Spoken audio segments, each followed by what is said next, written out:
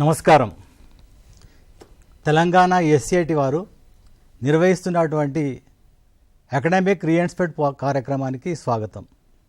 ఈ కార్యక్రమం యొక్క ముఖ్యమైనటువంటి ఉద్దేశం ఏమిటంటే 6వ తరగతి నుండి 10వ తరగతి వరకు వివిధ సబ్జెక్టులు బోధిస్తున్నటువంటి ఉపాధ్యాయుల బోధనాభ్యసన కార్యక్రమాలను పునర్బలం చేస్తూ స్ట్రెంగ్తన్ చేయడం కోసం ఈ కార్యక్రమంలోని భాగంగా ఈరోజు మనం 8వ తరగతి జీవశాస్త్రానికి సంబంధించిన అంశాల గురించి చర్చిద్దాం. 8వ తరగతి బయాలజీలో మొత్తం 11 యూనిట్లు ఉన్నాయి. 11 యూనిట్ల లోపల 9 యూనిట్లు సిలబస్ ప్రకారం ఆల్రెడీ ఉపాధ్యాయులందరూ పూర్తి చేశారు. జనవరి మరియు ఫిబ్రవరి మాసాలలో 10 మరియు 11వ పాఠాలకు సంబంధించినటువంటి సిలబస్ పూర్తి చేయాల్సి ఉంది. 10వ పాఠమైనటువంటి not for breathing not for drinking సంబంధించి పీల్చలేము తాగలేమైనటువంటి పాఠం సంబంధించినటువంటి సిలబస్ కొంతవరకు అయిపోయి ఉండవచ్చు. అదేవిధంగా చివరి లెసన్ అయినటువంటి వై డు వి ఫాల్ ఇల్ అనేటువంటిది మాత్రం ఫిబ్రవరి మాసంలో పూర్తి చేయాల్సి ఉంది. ఇప్పుడు ప్రస్తుతము ఈ చర్చా కార్యక్రమం లోపల మనము ఈ 2 లెసన్ల పైన ఉపాధ్యాయులు ఏ విధంగా రెడీ కావాలి, తర్వాత ఎలాంటి బోధనాభ్యాసన కార్యక్రమాలు తమ యొక్క తరగతి గదుల్లో నిర్వహించాలి, దానికి సంబంధించిన అంశాల గురించి మనం చర్చిద్దాం. ఈ రెడీనెస్ కార్యక్రమంలో అంతర్భాగంగా తరగతి గది లోపల బోధనాభ్యాసన కార్యక్రమాలు సమర్థవంతంగా నిర్వహించడానికి ఉపాధ్యాయుడు ఏ ఏ అంశాలపైన దృష్టి పెట్టాలో మనం చూద్దాం. ముందుగా లెసన్లో ఉన్నటువంటి కాన్సెప్ట్స్, సబ్ కాన్సెప్ట్స్ గుర్తించాలి. ఈ కాన్సెప్ట్ పిల్లవాళ్ళు బాగా నేర్చుకోవాలనుకుంటే దానికి సంబంధించినటువంటి ప్రీ రిక్వెస్ట్ కూడా ఉపాధ్యాయులు గుర్తించాలి. దానికోసము గత తరగతులు, ప్రస్తుతం జరుగుతున్నటువంటి 8వ తరగతిలోని పాఠాల్లోని అంశాలు దేనికి రిలేటెడ్ ఉన్నాయో ముందు ఉపాధ్యాయులు గుర్తించుకోవాలి. ఎందుకంటే ప్రీ రిక్వెస్ట్ పైననే మనకు కొత్త భావాన్ని న్యూ కాన్సెప్ట్లు ఈజీగా నేర్చుకుంటారు. కాబట్టి ఇది వాస్తవమైంది, తర్వాత శాస్త్రీయమైంది. కాబట్టి పూర్వభావముల యొక్క గుర్తింపు అనేటువంటిది అతి కీలకమైనటువంటి అంశం. తర్వాత ఈ కాన్సెప్ట్లు గుర్తించిన తర్వాత ఈ కాన్సెప్ట్లకు అనుగుణంగా ప్రీ రిక్వెస్ట్లు పిల్లలకు అవగాహన కలిగిన తర్వాత ఎలాంటి కాన్సెప్ట్ నేర్పించే క్రమం లోపల ఎలాంటి మన బోధనా వ్యూహాలు అమలుపరచాలి. కాబట్టి ఈ బోధనా వ్యూహాలు అమలుపరిచిన తర్వాత మొత్తం ఈ కాన్సెప్ట్లు పిల్లలు సరిగా నేర్చుకున్నారో లేదో తెలుసుకోవడానికి మన ఎఫ్యూ టూల్స్ను కూడా వాటికి అన్వయించాల్సి ఉంటుంది. అంతేకాకుండా మొత్తం లెసన్ అయిపోయిన తర్వాత చివరి భాగం లోపల కీలక పదాలు, మనం ఏం నేర్చుకున్నాం, తర్వాత ఇంప్రూవ్ లెర్నింగ్ను ఏ విధంగా మనం సమర్థవంతంగా మనం సమర్థవంతంలో నిర్వహించాల్సి ఉంటుందో మనము ఈ చర్చలో చర్చిద్దాం. ఇవి చర్చించే ముందు ఈ చర్చలో పాల్గొంటే మేము పరిచయం చేసుకుంటాం. నా పేరు శ్యామ్ సుందర్, ఎస్ఆర్జి ఫ్రమ్ సంగారెడ్డి. నా పక్క ఉన్నటువంటి వారు సిహెచ్ కృష్ణారెడ్డి, ఎస్ఆర్జి వరంగల్ జిల్లా. తర్వాత నా పక్క ఉన్నటువంటి మేడం గారు గోవర్ధనమణి గారు, ఎస్ఆర్జి హైదరాబాద్. ఆ చివర ఉన్నటువంటి మేడం గారు పవిత్ర మేడం గారు, నేషనల్ బెస్ట్ టీచర్ అవార్డు గ్రహీత, వారు సూర్యాపేట జిల్లా సంబంధించిన వారు. ముందుగా కృష్ణారెడ్డి గారు మనకు 10వ పాఠానికి సంబంధించినటువంటి ఏ ఏ కాన్సెప్ట్స్లు, ఏ ఏ సబ్ కాన్సెప్ట్స్ ఎన్నిక చేయాలనో వాటి గురించి వాళ్ళు వివరిస్తారు. అందరికీ నమస్కారం. తెలంగాణ ప్రభుత్వము ఎస్సీఆర్టీ, టీసాట్ సంయుక్తంగా నిర్వహిస్తున్న లెర్నింగ్ రీఎన్ఫోర్స్మెంట్ కార్యక్రమానికి అందరికీ కూడా స్వాగతం తెలియజేస్తూ, మనకు ఈ జనవరి మాసంలో మన పాఠశాలలో 8వ తరగతి జీవశాస్త్రానికి సంబంధించి 8వ తరగతి జీవశాస్త్రానికి సంబంధించి 9 మరియు 10 పాఠ్యాంశాలకు సంబంధించినటువంటి కీలక భావనలు మరియు వాటిపైన వివిధ అంశాలను మనం చర్చిద్దాం. ఈ చర్చలో భాగంగా మనము ఈ 9వ పాఠం కనుక తీసుకున్నట్లయితే తాగలేము మరియు పీల్చలేము మరియు తాగలేము పాఠ్యాంశానికి సంబంధించి మొదటగా ఉపాధ్యాయుడు పూర్తిగా పాఠ్యాంశాన్ని అశాంతం చదివి దానిలో ఉన్నటువంటి కీలక భావనలు ఏంటి, ఆ కీలక భావనను ఏ విధంగా పిల్లల వాళ్లకు సమర్థవంతంగా బోధించాలంటే ఏ రకమైనటువంటి ఆ బోధన వ్యూహాలు అవలంబించాలనేటువంటిది ఉపాధ్యాయుడు మొదట స్పష్టమైనటువంటి అవగాహనను కలిగి ఉండాల్సిన అవసరం ఉంది. అదేవిధంగా దాంతో పాటుగా ఈ కీలక భావనలు ఏమేమి ఉన్నాయి, ఈ మనము పీల్చలేము మరియు తాగలేము పాఠ్యాంశానికి సంబంధించి not for breathing not for drinking విషయానికి వచ్చినట్లయితే దీనిలో 5 నుండి 6 కీలక భావనలు మనము గమనిస్తాము. సాధారణంగా మొదటగా pollution. What is meant by pollution? Pollution అంటే ఏంటి? ఎయిర్ పొల్యూషన్ అంటే ఏంటి? What is meant by air pollution? అదేవిధంగా పొల్యూటెంట్స్. పొల్యూషన్కు కారణమైనటువంటి పదార్థాలను మనము పొల్యూటెంట్స్గా పేర్కొంటాము. ఆ పొల్యూటెంట్స్ ఏంటి? ఆ పొల్యూటెంట్స్. అదేవిధంగా ఈ గాలి కాలుష్యం అనేది ప్రధానంగా 2 రకాలైనటువంటి కారకాల ద్వారా జరుగుతుంది. ఒకటి మనకు న్యాచురల్ రీజన్స్ ద్వారా, natural reasons which leads to cause air pollution. దానిలో మనం తీసుకున్నట్లయితే వాల్కనిక్ ఎరప్షన్, అగ్నిపర్వతాలు బద్దలవ్వడము, అదేవిధంగా ఫారెస్ట్ ఫైర్స్, అడవులు దహనము, అదేవిధంగా శాండ్ స్ట్రోమ్, ఇసుక తుఫాన్లు రావడము, సునామీస్. ఇవన్నీ కూడా మనం పైన చెప్పుకున్నటువంటి వీటన్నిటిని కూడా మనము న్యాచురల్ కాజెస్గా తీసుకుంటాం, న్యాచురల్ డిజాస్టర్స్గా తీసుకుంటాము. ఈ natural disasters which lead to cause air pollution అని మనం చెప్పుకుంటాం. ఇవి వీటితో పాటు మనకు సహజమైనటువంటి కారణాల కన్నా ఎక్కువగా తీసుకున్నట్లయితే మానవ సంబంధిత కార్యకలాపాల వల్ల మనకు గాలి కాలుష్యం అనేది ఎక్కువగా జరుగుతుంది అనేటువంటిది మనందరికీ తెలిసినటువంటి విషయమే. అయితే దీనిలో మనం కొన్ని సబ్ కాన్సెప్ట్స్ను కూడా ఐడెంటిఫై చేయాల్సినటువంటి అవసరం తప్పకుండా ఉంటుంది యాజ్ ఎ టీచర్గా. సహజమైన కారణాలతో పాటు మానవ సంబంధిత కారకాలను కనుక మనం పరిశీలించినట్లయితే బర్నింగ్ ఫ్యూయల్స్ ప్రధానమైనటువంటి సమస్య. ఇదంతా కూడా బర్నింగ్ ఫ్యూయల్స్ అంటే ఇంధనాలు, శిలాజ ఇంధనాలను వాడడం, అదేవిధంగా అపరిమితంగా వెహికల్స్ను వాడడం, ఇండిస్క్రిమినేట్ యూసేజ్ ఆఫ్ వెహికల్స్, అదేవిధంగా ఇండస్ట్రీస్ ద్వారా విడుదలయ్యేటువంటి ఎఫ్లూయెంట్స్, అదేవిధంగా న్యూక్లియర్ పవర్ ప్లాంట్స్ నుండి విడుదలయ్యేటువంటి వివిధ రకాలైనటువంటి విష పదార్థాలు, పవర్ జనరేషన్ ప్లాంట్స్ కనుక తీసుకున్నట్లయితే either it may be hydro power plants కావచ్చు, థర్మల్ పవర్ ప్లాంట్స్ కావచ్చు. ఈ విధంగా ఈ 2 రకాలైనటువంటి పవర్ ప్లాంట్స్ నుంచి జనరేట్ అయ్యేటువంటి వివిధ రకాలైనటువంటి వ్యర్థ పదార్థాలన్నీ కూడా గాలి కాలుష్యానికి దారితీస్తాయి అనేటువంటి మనకు తెలిసినటువంటి విషయమే. అంతేకాకుండా వ్యవసాయ రంగంలో అపరిమితంగా ఉపయోగిస్తున్నటువంటి ఫర్టిలైజర్స్ మరియు పెస్టిసైడ్స్. ఫర్టిలైజర్స్ కనుక తీసుకున్నట్లయితే అపరిమితంగా మనం యూజ్ చేస్తున్నాం ఇప్పుడు ప్రస్తుతం వ్యవసాయ రంగంలో. అవి ఏ విధంగా గాలి కాలుష్యానికి దారితీస్తున్నాయి అనేటువంటి కూడా ఇది ఒక అతి ముఖ్యమైనటువంటి కాన్సెప్ట్గా మనము కన్సిడర్ చేయడం జరుగుతుంది. దీంతో పాటు డిఫారెస్టేషన్. ప్రస్తుతం మనం చూస్తున్నట్లయితే 33% ఉండాల్సిన అడవులు 19% ఎగ్జిస్ట్ అవుతున్నాయి. అంటే చాలా వరకు అడవులు అనేది నరకడం జరుగుతున్నది. కాబట్టి deforestation leads to cause air pollution అనేటువంటి దాని మీద కూడా మనము దీన్ని ఒక ప్రధానమైనటువంటి కాన్సెప్ట్గా తీసుకొని పిల్లవాళ్ళకు అర్థం చేయించుకోవాల్సిన అవసరం ఉన్నది. దీనిలో సబ్ కాన్సెప్ట్స్ కనుక తీసుకున్నట్లయితే డిఫారెస్టేషన్ వల్ల గ్రీన్ హౌస్ ఎఫెక్టు, అదేవిధంగా గ్లోబల్ వార్మింగు, ఓజోన్ డిప్లేషను, ఇలాంటి పరిస్థితులన్నీ కూడా, ఇలాంటి భావనలు కూడా మళ్ళీ మనము టీచరు ఎక్స్ప్లెయిన్ చేయాల్సినటువంటి అవసరము ఎంతైనా ఉంది. యాసిడ్ రెయిన్స్ ఏ విధంగా కలుగుతాయి, యాసిడ్ రెయిన్స్ వాటి యొక్క దుష్పరిణామాలు ఏంటి, యాసిడ్ రెయిన్స్ యొక్క డిసడ్వాంటేజెస్ ఏంటి అనేది కూడా మనం మాట్లాడుకోవాల్సినటువంటి అవసరం ఉన్నది. వీటితో పాటు మనము ఇంకా చూసినట్లయితే ఈ యొక్క ఎఫెక్ట్స్ ఆఫ్ ఎయిర్ పొల్యూషన్ యొక్క ఎఫెక్ట్స్ హ్యూమన్ బీయింగ్స్ మీద ఏ విధంగా ఉన్నాయి, what are the harmful effects of pollution on human beings, ఏ రకమైనటువంటి వ్యాధులను కలిగజేస్తున్నాయి ఈ ఎయిర్ పొల్యూషన్ అనేది మానవుల లోపల. అదేవిధంగా పార్టికులేట్ మ్యాటర్ ఉంటుంది మనకు, దుమ్ము ధూళి కణాలు, అదేవిధంగా హైడ్రోజన్ సల్ఫైడ్, చాలా విషపూరితమైనటువంటి హైడ్రోజన్ సల్ఫైడ్ అనేది మానవుని పైన ఏ విధమైనటువంటి ప్రభావం చూపుతుంది. అత్యంత ముఖ్యమైనటువంటి అంశం ఏంటంటే కార్బన్ మోనాక్సైడ్. ఇంతకుముందు మనం మాట్లాడుకున్నాము, చాలా అబండెంట్ వెహికల్స్ని యూజ్ చేయడం వల్ల విడుదలయ్యేటువంటి కార్బన్ మోనాక్సైడ్ అనేది మనకు రక్తంలో హిమోగ్లోబిన్తో కలిసి ఒక స్థిరమైనటువంటి కార్బాక్సీ హిమోగ్లోబిన్గా ఏర్పడి అనేక రకాలైనటువంటి డిసీజెస్కు దారితీస్తున్నది. దీని మీద కూడా మనం ఫోకస్ చేయాల్సిన అవసరం ఉన్నది. ఇవన్నిటితో పాటు పిల్లల్లో గాలి కాలుష్యం పట్ల ఒక సామాజిక స్పృహను కల్పించాలన్నప్పుడు measures to reduce air pollution, ఏ మెజర్స్ తీసుకోవాలి, మనము గాలి కాలుష్యాన్ని తగ్గించాలంటే మనం ఏ మెజర్స్ ఫాలో కావాలి అనేటువంటిది కూడా ఈ పాఠ్యాంశం ఆధారంగా మనం చక్కగా విద్యార్థులకు వివరించినట్లయితే చక్కగా అవగాహన చేసుకోగలుగుతారు. వీటితో పాటు మనకు అక్కడక్కడ కొన్ని కేస్ స్టడీస్ కూడా మనకు ఈ పాఠ్యాంశంలో ఇవ్వడం జరిగింది. ముఖ్యంగా తాజ్మహల్ కేస్ స్టడీ. ప్రపంచ ప్రఖ్యాతిగాంచినటువంటి తాజ్మహల్ అనేది ప్రస్తుతం ఏ విధంగా గాలి కాలుష్యానికి గురై ఏ విధంగా డీకలరైజేషన్ అవుతుంది అనేటువంటిది ఒక కేస్ స్టడీ కూడా ఇవ్వడం జరిగింది. ఈ కేస్ స్టడీని కూడా మనం ఉద్ఘాటన చేస్తూ పిల్లలకు చెప్పాల్సినటువంటి అవసరం ఉన్నది.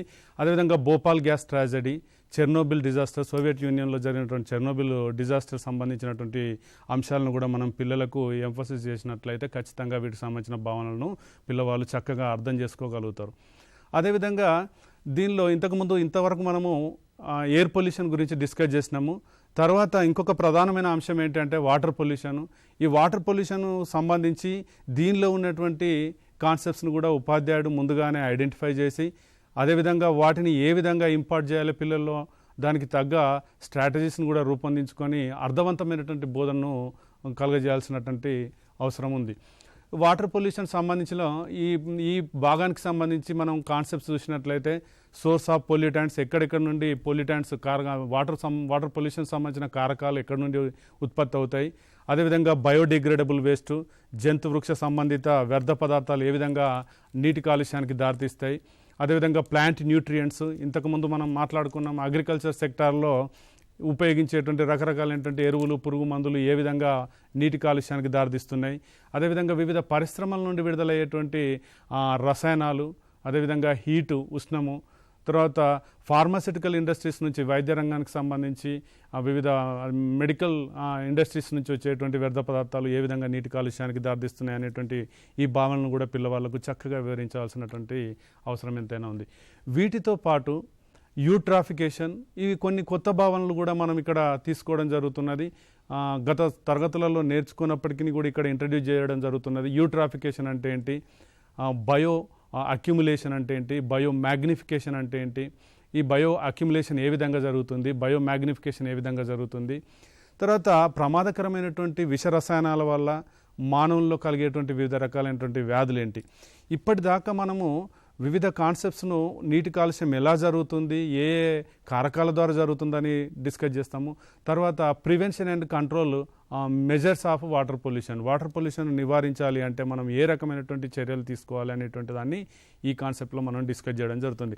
అదేవిధంగా మన అందరికీ తెలిసినటువంటి ప్రిన్సిపల్ అయినటువంటి 4Rs ప్రిన్సిపల్ మనందరికీ తెలుసు. 4Rs means reduce, reuse, recycle and recover అనేటువంటి ఈ అంశాల పట్ల పిల్లలకు ఒక సామాజిక వాటర్ పట్ల ఒక కన్సర్న్ కలిగించి మనం కనుక అర్థవంతంగా బోధించినట్లయితే ఈ అంశాలకు సంబంధించి విద్యార్థులు ఈజీగా నేర్చుకోగలుగుతారు. పై తరగతులలో వచ్చేటువంటి తర్వాత కాన్సెప్ట్స్ని కూడా చాలా ఈజీగా కన్స్ట్రక్టివ్ లెర్నింగ్ చేసే అవకాశం ఉంటుందని తెలియజేస్తున్నాం. వీటితో పాటు ఈ పాఠ్యాంశంలో ఇంకా కొన్ని రకాలైనటువంటి కేస్ స్టడీస్ కూడా ఇవ్వడం జరిగింది. వాటర్ పొల్యూషన్ సంబంధించి పటాన్ చెరువు ఏ విధంగా పొల్యూట్ అయింది, దానికి సంబంధించిన కేస్ స్టడీ. అదేవిధంగా sad story of Musi river, ఒకప్పుడు హైదరాబాద్ నగరంలో ఉన్నటువంటి అత్యద్భుతమైనటువంటి నది అయినటువంటి మూసీ నది అనేది నేడు కాలుష్య కూరల్లో ఏ విధంగా చిక్కుకుంది, దాన్ని action plan what is the need of action plan for Musi river అనేది కూడా పిల్లలకు మనం స్పష్టంగా అవగాహన చేయించినట్లయితే చాలా చక్కగా పిల్లలు నేర్చుకోగలుగుతారని నాకు అభిప్రాయం. Sir, over to Shyam sir. అయితే ఇప్పటి వరకు గారు కృష్ణారెడ్డి సార్ వివరించినటువంటి కాన్సెప్ట్స్ అనేటువంటివి ప్రతి ఉపాధ్యాయుడు కూడా 6 నుంచి 10వ తరగతి వరకు ప్రతి లెసన్ను బోధించే ముందు వాటిని మొత్తం పాఠాన్ని కాన్సెప్ట్స్ కింద విభజించుకోవాలి. దీనివల్ల ఏమవుతుందంటే ఒక మొత్తం పాఠం పైన సంపూర్ణ అవగాహన అనేటువంటిది పిల్లలకు కల్పించడానికి తోడ్పడుతుంది. ప్రారంభం లోపల ఈ కాన్సెప్ట్ మ్యాపింగ్ ఉపాధ్యాయులకు లెసన్ ప్లాన్ రాయడంలో కావచ్చు, లేకపోతే టీచర్ డైరీ రాయడంలో కూడా చాలా బాగా ఉపయోగపడుతుంది. తర్వాత ఈ యొక్క మొత్తం లెసన్ అయిపోయిన తర్వాత ఈ యొక్క కాన్సెప్ట్ మ్యాపింగ్ను బోర్డుపై ఐఓబి పైన మనం డిస్ప్లే చేసి పిల్లలను ఒక్కొక్క అంశం పైన కూడా పునశ్చరణ చేయడానికి చాలా బాగా తోడ్పడుతుంది. కాబట్టి ఇప్పుడు ఉన్నటువంటి 10వ పాఠంలో ఉన్నటువంటి అన్ని కాన్సెప్ట్లు కవర్ అయ్యేటట్టు కృష్ణారెడ్డి సార్ గారు చాలా చక్కగా వాటిని రూపొందించారు. కాబట్టి వారికి ధన్యవాదాలు. తర్వాత ఇప్పటి వరకు మనము కృష్ణారెడ్డి సార్ గారు చెప్పినటువంటి ఈ కాన్సెప్ట్లు పిల్లలకు చాలా రావాలంటే తప్పకుండా దానికి అనుబంధమైనటువంటి పూర్వభావాలు తప్పకుండా రావాలి. ఈ పూర్వభావాలు ఎక్కడ ఉంటాయంటే ఇంతకుముందు క్లాస్, ఉదాహరణకు ప్రాథమిక తరగతి కావచ్చు, ఉన్నత ప్రాథమిక తరగతి అయినటువంటి 4th నుంచి 5th 6th వరకు ఏ పాఠాలు ఈ యొక్క కాన్సెప్ట్కు అనుబంధంగా ఉన్నాయి ముందు మనం గుర్తించుకోవాలి. అంతేకాకుండా ప్రస్తుత ఉన్నటువంటి 8th క్లాసులో ఉన్నటువంటి గత పాఠాల్లో ప్రస్తావించినటువంటి అంశాలను కూడా వీటికి రిలేటెడ్గా ఉంటే వాటిని కూడా పిల్లలకు ఈ యొక్క ప్రీ రిక్వెస్ట్ అనేటువంటిది మనము క్లాసులో చర్చించాలి. అయితే ఈ ప్రీ రిక్వెస్ట్ పిల్లలకు వచ్చినవి రావో ఎట్లా మనకు తెలుస్తాయంటే మనం పాఠం ప్రారంభించే ముందు పాఠంలోని ఒక కీలకమైన అంశాన్ని బోర్డు పైన రాసి మైండ్ మ్యాపింగ్ చేస్తుంటే పిల్లలకు ఏం తెలుసు, పిల్లలకు ఏం తెలియదు, పిల్లలకు మనం ఏం చెప్పాలనేటువంటి ఒక అవగాహన వస్తుంది. దానికి అనుగుణంగా మనకు ఏ ప్రీ రిక్వెస్ట్ మరొకసారి పిల్లలకు ఆ పీరియడ్లో కావచ్చు, ఆ పీరియడ్ లోపల సగం వరకు కావచ్చు తీసుకున్న తర్వాతనే నూతన కాన్సెప్ట్ని పిల్లలు నేర్పితే చక్కగా వాళ్ళకు అవగాహన అవుతుంది. ఇప్పుడు గోవర్ధన మడి మేడం గారు ఏ ప్రీ కాన్సెప్ట్ దీనికి అనుబంధంగా ఉంటాయో వివరిస్తారు. అందరికీ నమస్కారం. ఇప్పటివరకు మనం కృష్ణారెడ్డి సార్ గారు చెప్పిన భావనల గురించి తెలుసుకున్నాము. ఏదైనా పాఠం బోధించే ముందు ఆ పాఠంలో బోధించవలసినటువంటి భావనల గురించి మనకు అవగాహన ఉండాలి. అలాగే ఆ భావనలను ఎలా బోధించాలో కూడా మనం తెలుసుకోవాలి. అయితే పాఠంలోని భావనలను బోధించడానికి ముందుగా అవసరమైనవి ప్రీ రిక్విజిట్స్ లేదా పూర్వ భావనలు. ఎందుకంటే మన పూర్వభావనల ఉద్దేశం ముఖ్యంగా పిల్లవాడికి తెలియని విషయం చెప్పాలి అంటే తెలిసిన విషయం నుంచి తెలియని విషయాన్ని సులభంగా అర్థం చేసుకుంటారు. కాబట్టి ఇంతకు ముందు తరగతులలో కానీ వారు నిత్య జీవితంలో కానీ తెలిసినటువంటి విషయాలను అనుసంధానించడం ద్వారా వారు కొత్త భావనలను సులభంగా అర్థం చేసుకుంటారు. ఈ ప్రీ రిక్విజిట్ అనేవి కేవలము విద్యార్థులకు మాత్రమే కాదు, ఇది ఉపాధ్యాయులకు కూడా చాలా అవసరం. ఇది బోధనాభ్యాసన ప్రక్రియలో చాలా ముఖ్య పాత్ర వహిస్తాయి. దీని ద్వారా వాళ్ళు ఎన్నో విషయాలను సులభంగా అర్థం చేసుకుంటారు. మన టెక్స్ట్ బుక్ ఎలా ఉంటాయి, మన కింది తరగతుల నుంచి చూసినట్లయితే క్రింది తరగతుల నుంచి పై తరగతి వరకు వెళ్ళేటప్పుడు ఒక పద్ధతి ప్రకారము బోధనాభ్యాసన ప్రక్రియకి అనుగుణంగా మన పాఠ్యాంశాలు రూపొందించబడ్డాయి. దానివల్ల ప్రతి పాఠానికి సంబంధించిన పూర్వభావనలు అంతకు ముందు తరగతులలో కూడా విద్యార్థులకు తెలిసి ఉంటాయి. ఒకవేళ తెలియనట్లయితే వాటిని తెలుసుకోవడం చాలా అవసరం. దాని ద్వారా ప్రస్తుత పాఠ్యాంశం అనేది సులభంగా అర్థమవుతుంది. ఇప్పుడు మనం తీసుకున్నటువంటి పాఠము పీల్చలేము తాగలేము పాఠానికి సంబంధించి చెప్పుకోవాల్సిన ముఖ్యమైన విషయం ఏమిటంటే మన పాఠ్యాంశాలలో చాలా వరకు కూడా మన సైన్స్కి సంబంధించిన పాఠ్యాంశాలలో విషయావగాహన కానీ లేదా పఠన నైపుణ్యాలకు కానీ ప్రాధాన్యత అనేది ఉంటుంది. ఈ పాఠాలు మనకి నిత్య జీవితంతో సంబంధం కూడా కలిగి ఉంటాయి. వారు రోజువారీ జీవితంలో వారు నేర్చుకున్న విషయాలను కానీ వారు గమనించిన విషయాలను కానీ తెలుసుకోగలుగుతారు. కాబట్టి ఈ పాఠంలోని భావనలను సులభంగా అర్థం చేసుకుంటారు.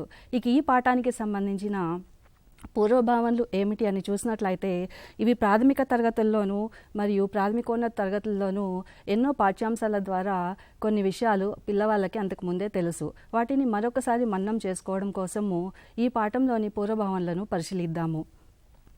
సో ప్రాథమిక తరగతులలో ఉన్న కొన్ని పాఠాలకు సంబంధించి కొన్ని ముఖ్యమైన భావనలను గురించి ఇప్పుడు చూద్దాము. 4వ తరగతి పిల్లవాళ్ళకి బయోడైవర్సిటీకి సంబంధించిన పాఠంలో బయోడైవర్సిటీ యొక్క ప్రాముఖ్యతను వివరిస్తూ డీఫారెస్ట్రేషన్ వల్ల ఇండస్ట్రియలైజేషన్ వల్ల ఎలా జంతువులు బయోడైవర్సిటీకి నష్టం జరుగుతుంది, మొక్కలకి నష్టం జరుగుతుంది అనేది పిల్లవాళ్ళకి మనము వివరించవచ్చు. అలాగే హౌస్ కన్స్ట్రక్షన్ అండ్ శానిటేషన్ అనే పాఠం ద్వారా ఓపెన్ ప్లేసెస్లో డెఫికేషన్ చేయడం వల్ల వాటర్ రిసోర్సెస్ కానీ సాయిల్ పొల్యూషన్ కానీ ఎలా జరుగుతుంది, what is the importance of sanitation and it is compulsory requirement to maintain the hygienic conditions around the surroundings అనే విషయాన్ని కూడా పిల్లలకు అర్థమయ్యేలా చర్చ ద్వారా మనము ఆ భావనలు అర్థమయ్యేలా చేయవచ్చు. అలాగే తర్వాత పాఠం తీసుకున్నట్లయితే అవర్ విలేజ్ అవర్ ట్యాంక్స్ అనే పాఠంలో మన చుట్టూ ఉన్న వాటర్ బాడీస్ ఏంటి, మన చుట్టూ ఉన్న చెరువులు, సరస్సులు, నదులు, వీటి వల్ల మనకేం లాభాలు ఉన్నాయి, కేవలం తాగడానికి మాత్రమే కాకుండా నీటిని మనం ఎలా వినియోగిస్తున్నాము, ఈ నీటిని కాలుష్య కారకాలుగా ఎవరు మారుస్తున్నారు, ఇలా కాలుష్య కారకాలుగా మార్చడం వల్ల వచ్చే నష్టాలు ఏంటి అనేది కూడా ఆలోచనాత్మక ప్రశ్నల ద్వారా వారికి తెలియజేయవచ్చు. అలాగే మన చుట్టూ ఉన్న నీటి వనరులను ఎలా పరిశుభ్రంగా ఉంచుకోవాలి, దానికి చేపట్టవలసిన చర్యలు ఏమిటి అనే విషయాలను కూడా విద్యార్థులు జట్లలో చర్చించడం ద్వారా ఎన్నో విషయాలను తెలుసుకోగలుగుతారు. అలాగే తర్వాత పాఠమైనటువంటి ఫారెస్ట్ అవర్ ట్రైబల్స్ అనే విషయంలో గిరిజనులు అడవులను ఎలా సంరక్షిస్తున్నారు, ఈ అడవులు వివిధ మొక్కలు జంతువులకు ఎలా ఆవాసాలుగా ఉన్నాయి, వాటిని కాపాడడం ఎందుకు అవసరం అనేది కూడా ఆలోచించమని చెప్పవచ్చు. తర్వాత రివర్స్ మీన్స్ ఆఫ్ లివ్లీహుడ్ అని ఒక మంచి పాఠం అనేది మన ప్రైమరీ తరగతుల్లో ఉంది. దీని ద్వారా నీరు అనేది కేవలం తాగడానికి మాత్రమే కాదు, దీని ద్వారా మన యొక్క ఎన్నో అవసరాలు తీరుతున్నాయి. ఈ నీటిని మనము రివర్ ట్రాన్స్పోర్ట్ కోసం కూడా వాడుతున్నాము. అగ్రికల్చర్ కోసం వాడుతున్నాము, అలాగే మన ఇండస్ట్రియలైజేషన్ కోసం వాడుతున్నాము. అలాగే ఈ నీటి మీద ఆధారపడి ఎంతోమంది ప్రజలు జీవిస్తూ ఉన్నారు. ఇది ఎంతోమందికి జీవనాధారాన్ని కలగజేస్తుంది. మరి ఈ నీరు కాలుష్యకారకంగా మారితే ఈ పరిస్థితులు ఎలా ఉంటాయి, మన చుట్టూ ఉన్న పరిస్థితులు ఎలా మారుతాయి, ఈ నీటిని ఏ విధంగా మనం కాపాడుకోవాలి. అలాగే మన నాగరికత మనకి తెలుసు, మన పురాతన నాగరికత నదుల చుట్టూనే పరిడవిల్లింది. అలాగే ఇండస్ట్రియలైజేషన్ కూడా ఈ నీటి లభ్యత వల్ల ఎక్కువైంది. నాణానికి మరోవైపు ఉన్నట్లుగానే ఈ ఇండస్ట్రియలైజేషన్ వలన మన నదులు మరియు చెరువులు, మన చుట్టూ ఉన్న నీటి వనరులు అన్నీ కూడా కాలుష్య కాసరాలుగా మారుతున్నాయి. వీటిని ఎలా మనము అధిగమించాలి, ఈ సమస్యలను ఎలా అధిగమించాలి అనే విషయాలను కూడా పిల్లవాళ్ళు ఆలోచించే విధంగా మనము చూడవచ్చు. ఇక తర్వాత పాఠం తీసుకున్నట్లయితే మనకి ఫారెస్ట్ గురించి కానీ, తర్వాత water in our life, rain where does it come from, ఈ పాఠాలు మనకి 6వ తరగతి నుంచి ఉన్నాయి. ఇందులో వాటర్ సైకిల్ గురించి వివరించడం జరిగింది. ఈ వాటర్ సైకిల్లో వచ్చిన అసమతుల్యత వలన మనకి ఏ విధంగా న్యాచురల్ కెలామిటీస్, సైక్లోన్స్, ఫ్లడ్స్ ఇవన్నీ వస్తున్నాయి, వీటి వల్ల డిఫారెస్టేషన్ ఎలా జరుగుతుంది, మన చుట్టూ ఉన్న పరిసరాలు ఏ విధంగా దెబ్బతింటున్నాయి, కాలుష్యానికి ఏ విధంగా కారణమవుతున్నాయి అనే విషయాలను కూడా పిల్లవాళ్ళు ఆలోచించే విధంగా చూడవచ్చు. అలాగే నిన్ననే మనము ఒక TBSF గ్రూప్లో పేపర్ కటింగ్ చూసాను నేను. ఈ నీరు తాగడానికి ఎంతవరకు సురక్షితం అని ఒక పేపర్ కటింగ్ వచ్చింది. సో మనం ఆలోచించడానికి ఒక చిన్న పిక్చర్ అయినా సరిపోతుంది పిల్లలు. దీని ద్వారా వాళ్ళ యొక్క పూర్వ భావనలను ఆలోచించగలుగుతారు. అలాగే కొన్ని సన్నివేశాలు, వారి నిజ జీవితంలో సన్నివేశాల ద్వారా కూడా వారు కొన్ని భావనలను సులభంగా అర్థం చేసుకుంటారు. అలాగే మనకు 7వ తరగతిలో కూడా యాసిడ్స్ బేసెస్ అనే పాఠం ఉంది. అందులో యాసిడ్ రెయిన్స్ గురించి ఒక చిన్న భావన అనేది ఉంది. వర్షం అంటే ఆహ్లాదకరంగా ఉంటుంది, బట్ ఏంటి ఈ యాసిడ్ రెయిన్, దీనివల్ల ఎలాంటి నష్టం జరుగుతుంది, అసలు ఇది ఎందుకు వస్తుంది అనే విషయాలను కూడా పిల్లలు ఆలోచిస్తారు, అర్థం చేసుకుంటారు. దానివల్ల మనం చెప్పబోయే పాఠం అనేది పిల్లలకు సులభంగా అర్థమవుతుంది. అలాగే మరికొన్ని పాఠాలు చూసినట్లయితే water two little to waste, నీరు ఉన్నదే కొంచెం, దాన్ని వృధా చేయకండి అని మనకు ఇంకొక పాఠం ఉంది 7వ తరగతిలో. సో అసలు భూమి మీద ఎంత నీరు ఉంది, దాన్ని మనం సక్రమంగా ఎలా వినియోగించుకోవాలి, ఈ నీటి లభ్యత తక్కువైతే భూమి మీద ఉన్న జీవానికి ఎంత నష్టం జరుగుతుంది, అసలు జీవితం అనేది నీరు లేనిదే లేదు, నీరు లేనిదే జీవం లేదు. కాబట్టి నీటిని మనం ఎలా కాపాడుకోవాలి, నీటి వనరులను ఎలా కాపాడుకోవాలి అనే విషయాలను చిన్న చిన్న స్కిట్ల రూపం ద్వారా కూడా పిల్లలకి వివరించే ప్రయత్నం మనము చేయవచ్చు. అలాగే దీనికి సంబంధించి మనకి TSATలో కూడా ఈ ప్రీ రిక్విజిట్కి సంబంధించి ఎన్నో వీడియోలు అందుబాటులో ఉన్నాయి. వీటిని కూడా మనము మన పాఠ్యాంశం బోధించేటప్పుడు పిల్లలకు అర్థమవడానికి, సులువుగా అర్థమవడానికి ఉపయోగించుకోవచ్చు. అలాగే ఇంకా మరికొన్ని పాఠాలను మన కింది తరగతుల్లో పిల్లలు నేర్చుకుని వస్తారు. వీటి ద్వారా గాలి కాలుష్యము, నీటి కాలుష్యము అనేది వాళ్ళకి అవగాహన అవుతుంది. మన చుట్టూ ఉన్న సహజ వనరులు ఏంటి, వాటిని ఎలా కాపాడుకోవాలి, అవి కాలుష్య కారకాలుగా మారితే వచ్చే నష్టాలు ఏంటి, దానివల్ల మన మానవ జాతి మాత్రమే కాదు మొత్తం జీవానికి ఎటువంటి ప్రమాదం ఉంది ఈ భూమి మీద, దాన్ని కాపాడుకోవాలంటే మనల్ని మనం కాపాడుకోవాలి, ఈ భూమిని కాపాడుకోవాలంటే మనం ఏం చేయాలి అనేది పిల్లలని ఆలోచనాత్మకంగా చేయవచ్చు. దాని ద్వారా వారు కొత్త భావనలు నేర్చుకోవడానికి ఆసక్తిని చూపిస్తారు. సో వాళ్ళకి తెలిసిన విషయం నుంచి తెలియని విషయాలను నేర్చుకోవడం కోసం ఈ పూర్వభావనలు చాలా అవసరం. దీనికోసం అవసరమైతే 1 లేదా 2 పీరియడ్లను మనము కేటాయించుకోవచ్చు. దీని ద్వారా వారు తమ చుట్టూ ఉన్న వనరులను పరిరక్షించుకుంటూ నిత్య జీవితంలో కాలుష్యానికి గురి కాకుండా జీవించగలుగుతారు. Thank you.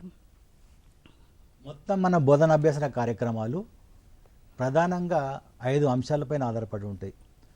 పూర్వభావాలను గుర్తించడం, పూర్వభావాల ఆధారంగా నూతన భావాలను అనుసంధానం చేయడం, జ్ఞానాత్మక శిక్షణ, బహుళ ప్రతిస్పందనలు అంటే పిల్లల యొక్క ఆలోచనలకు ప్రాధాన్యత ఇవ్వడం, తర్వాత నిర్ధారణ. ఈ 5 అంశాల ఆధారంగానే మన బోధన అభ్యసన కార్యక్రమాలు కానీ, మన టెక్స్ట్ బుక్లు కానీ నిర్వహించబడి దాని అనుగుణంగానే మనం బోధన అభ్యసన కార్యక్రమంలో తరగతిలో నిర్వర్తిస్తుంటాం. ఇప్పటి వరకు కూడా గోవర్ధనమణి మేడం గారు అంటే ప్రాథమిక తరగతులు, ఉన్నత ప్రాథమిక తరగతుల నుంచి ఇప్పుడున్నటువంటి బయాలజీలో ఉన్నటువంటి ఏమైనా అంశాలు, ఇప్పుడు చెప్పబోయే అంశాలకు ఏమైనా రిలేటెడ్ ఉంటే దానికి అనుసంధానం చేసి చెప్తే పిల్లలకు తెలిసిన విషయాల నుంచి తెలియని విషయాలు ఈజీగా నేర్పొచ్చే విషయం చాలా చక్కగా వివరించారు. వారికి ధన్యవాదాలు. ఇప్పుడు అతి కీలకమైనటువంటి అంశం ఏంటంటే కాన్సెప్ట్స్. రకరకాల కాన్సెప్ట్స్ ఉంటాయి మన ప్రతి పాఠం లోపల. ఈ కాన్సెప్ట్లు పిల్లలు మంచిగా నేర్చుకొని అవగాహన కల్పించుకోవాలంటే ఆ కాన్సెప్ట్కు తగిన బోధనా వ్యూహాలను మనం అమలు పరచాల్సి ఉంటుంది. కాబట్టి ఆ బోధనా వ్యూహాలు ఎలాంటి బోధనా వ్యూహాలు ఎలాంటి కాన్సెప్ట్లు మనం చెప్పొచ్చో కాబట్టి ఆ విషయం పైన వివరంగా వివరించాలని చెప్పేసి పవిత్ర మేడం గారికి కోరుచున్నాను. Okay sir, thank you sir. అందరికీ నమస్కారం.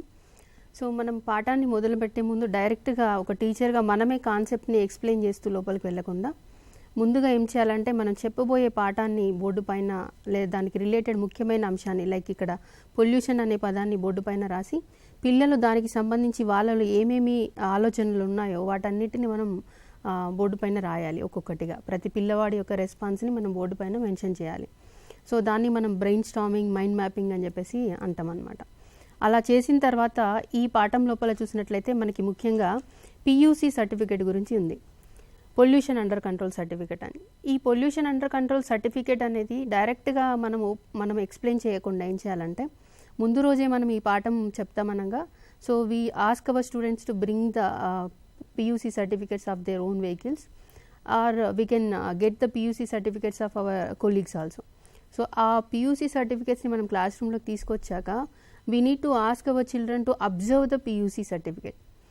సో మనకు అసలు అవైలబిలిటీ లేదు, తీసుకురాలేదు, what we can do, we can simply open the PUC certificate on the IAP panel. So IAP ప్యానల్లో open చేసి అప్పుడు పిల్లల్ని అబ్జర్వ్ చేయమని చెప్పాలి. So later what we need to do, we need to ask some questions like what is the validity for this certificate, what kind of vehicle this is issued for, which department issues this certificate. So we need to ask some questions. So question and answer teaching strategy we can use, and we can also use the open discussion or one-on-one discussion to create the awareness on this pollution under control certificate. Later next important concept is air pollution. So air pollution, before going to the air pollution we need to give an idea about what is air. So air అంటే మనకు already 7th క్లాస్లో నేర్చుకుని ఉన్నాడు కాబట్టి air, wind, cyclones అనే పాఠంలో దాన్ని ఇక్కడ కనెక్ట్ చేయాలి మళ్ళీ ఒకసారి మనం. అంటే ప్రతి సబ్ కాన్సెప్ట్ చెప్పేటప్పుడు అంతకుముందు ప్రీ రిక్విజిట్స్ని ఇక్కడ మనము పిల్లలకి వివరించడం అనేది చేయాలి. వివరించడం అంటే క్వశ్చన్స్ అడిగి వాడికి ఎంతవరకు తెలుసో మనం తెలుసుకొని తెలియని విషయాన్ని నేర్పిస్తూ ప్రస్తుత కాన్సెప్ట్లోకి రావాలన్నమాట. ఇక్కడ కాంపోజిషన్ ఆఫ్ ఎయిర్ అనేది చెప్పేటప్పుడు ఇక్కడ మనకు ఒక పై చార్ట్ ఉంది. ఆ పై చార్ట్లో ఉన్న అంశాలు మనమే డైరెక్ట్ ఎక్స్ప్లెయిన్ చేయొద్దు. Letters students explore the content present in the pie chart. So analysis and interpretation అనేది పిల్లవాడే చేసేలాగా మనం చేయాలి. దానికోసం మనం కొన్ని క్వశ్చన్స్ అడగాలి పిల్లల్ని. Which gas is the major component in air అని చెప్పేసి, లేదా lowest composition of lowest air in the air composition అని. అట్లా మనం కొన్ని క్వశ్చన్స్ వేయడం ద్వారా ఎనాలిసిస్, ఇంటర్ప్రిటేషన్ అనేది పిల్లలే చేస్తారనమాట. సో ఎయిర్ అనేది వాళ్ళకు ఒక ఐడియా వచ్చిన తర్వాత ఎయిర్లో ఉన్న కాంపోజిషన్ చేంజ్ అయితే అది ఎయిర్ పొల్యూషన్కి లీడ్ అవుతుంది. నైట్రోజన్ 78% ఉండాలి, 0.03 కార్బన్ డైఆక్సైడ్ ఉండాలి, ఇవి పెరిగినాయి తగ్గినాయి అంటే అలా ఎయిర్ పొల్యూషన్ వస్తుందని చెప్పేసి దానికి సంబంధించిన ఎయిర్ పొల్యూషన్కి సంబంధించి కూడా మనము కొన్ని ఇమేజెస్, వీడియోస్ చూపించడము. లైక్ పార్క్కి సంబంధించిన ఇమేజ్, లేదా ఒక పీస్ఫుల్గా ఉండే forest image, busy road with lot of vehicles and smoke ఉన్న ఇమేజెస్, ఇలాంటివి మనం చూపించడం ద్వారా పిల్లలకి what is pollution, air pollution అనేది మనం అవగాహన చేయించవచ్చు. వీడియోస్ చూపించి కూడా దానిపైన అబ్జర్వేషన్, డిస్కషన్ లాంటి టీచింగ్ స్ట్రాటజీ వాడి ఎయిర్ పొల్యూషన్ అవగాహన చేయించవచ్చు. At the end of the concept ఏం చేయొచ్చు అంటే పిల్లలకి ఇంట్రెస్టింగ్గా ఉండడం కోసం ఒక చిన్న అసైన్మెంట్ ఇవ్వచ్చు. అసైన్మెంట్ అంటే ఏదో చూసి రాసుకొచ్చేదిలా కాకుండా పిల్లలకి కలర్ పేపర్స్ ఇచ్చేసి, సో పై చార్ట్లో మనకి 78% నైట్రోజన్, 21% ఆక్సిజన్, 0.03% కార్బన్ డైఆక్సైడ్ ఇలా ఉంది కదా, దాన్ని అక్యురేట్గా మెజర్మెంట్స్ కలర్ పేపర్తో కట్ చేసి పై చార్ట్ని వాళ్ళు సొంతగా తయారు చేసుకొని రమ్మని చెప్పాలన్నమాట. సో స్టూడెంట్స్ చాలా ఇంట్రెస్టింగ్గా ఫీల్ అవుతారు. ఇంటి దగ్గర చేసే యాక్టివిటీ కాబట్టి దే ఎంజాయ్ ద యాక్టివిటీ అన్నమాట. సో ఎయిర్ పొల్యూషన్ కాన్సెప్ట్ని ఆ విధంగా మనం పిల్లలకి టీచింగ్ స్ట్రాటజీస్ వాడి ఎక్స్ప్లెయిన్ చేయాల్సి ఉంటుంది. దాని తర్వాత కాజెస్ ఆఫ్ ఎయిర్ పొల్యూషన్ అనే కాన్సెప్ట్ ఉంది దీంట్లో. సో ఈ కాజెస్ ఆఫ్ ఎయిర్ పొల్యూషన్లో natural causes, man made causes ఉన్నాయి.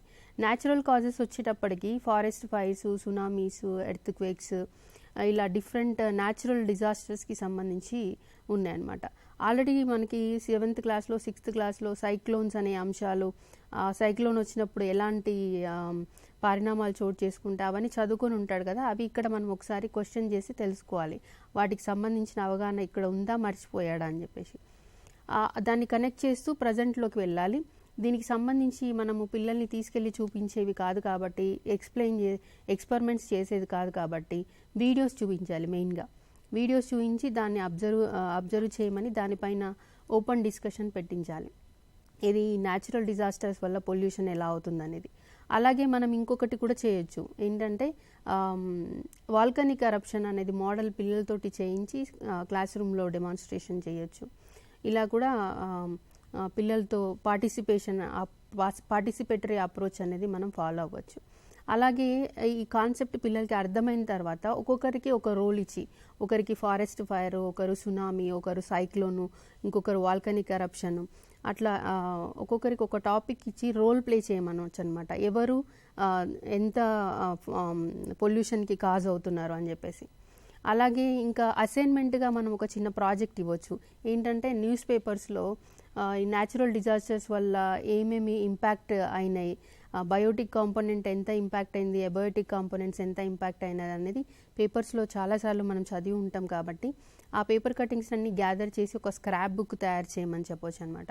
అలా న్యాచురల్ కాజెస్కి సంబంధించి మనం డిఫరెంట్ టీచింగ్ స్ట్రాటజీస్ అనేవి అప్లై చేయొచ్చు.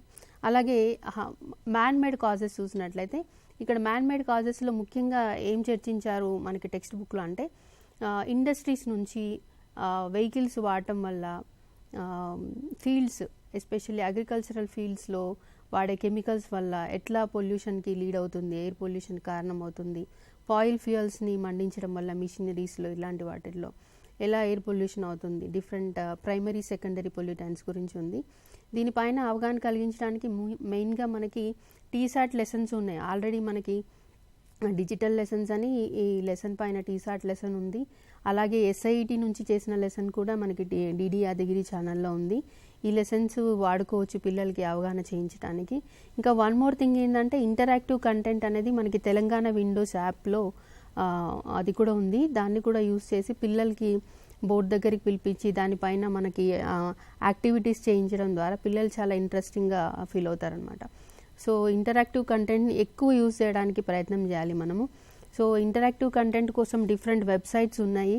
ఆ వెబ్సైట్స్ని మీరు వాడుకోవచ్చు. దాంట్లో ప్రతి టాపిక్కి సంబంధించి ఆల్రెడీ తయారు చేసినవి ఉంటాయి. ఫర్ ఎగ్జాంపుల్ ప్లానెట్ ఆఫ్ 42 అని చెప్పేసి, షెపర్డ్ సాఫ్ట్వేర్ అని చెప్పేసి ఉన్నాయన్నమాట. అవి మీరు యూజ్ చేస్తే మీకు కావాల్సిన టాపిక్ టైప్ చేస్తే దానిపైన ఇంటరాక్టివ్ యాక్టివిటీస్ వస్తాయి. వాటిని కూడా చేయించవచ్చు మన ఎలాంగ్ విత్ తెలంగాణ విండోస్ యాప్లో ఉన్న కంటెంట్తో పాటు. ఇంకా ఏం చేయొచ్చు అంటే దీంట్లో ఒక ప్రాజెక్ట్ ఇవ్వచ్చు at the end of the day అసైన్మెంట్గా.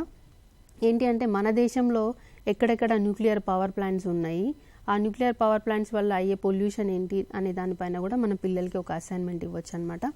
అలాగే ఎఫెక్ట్స్ ఆఫ్ ఎయిర్ పొల్యూషన్ అవ్వడం వల్ల ఏ విధంగా మనం సఫర్ అవుతున్నాము యాజ్ ఏ హ్యూమన్గా, నాట్ ఓన్లీ హ్యూమన్ అంటే బయోటిక్ కాంపోనెంట్ అంతా కూడా, అంటే ప్లాంట్స్, యానిమల్స్, మైక్రో ఆర్గానిజమ్స్ కావచ్చు. ఎబయాటిక్ కాంపోనెంట్స్కి వచ్చినప్పుడు బయోటిక్ అంటే మనకి ప్లాంట్స్, యానిమల్స్, మైక్రోబ్. ఎబయాటిక్ అంటే వాటర్, సాయిల్, ఇవన్నీ కూడా ఎలా ఇంపాక్ట్ అవుతున్నాయి అనే దాని మీద దీని ఎఫెక్ట్స్ మనం మాట్లాడతాము. దీనికోసం వీడియో రిసోర్సెస్ని వాడుకోవచ్చు.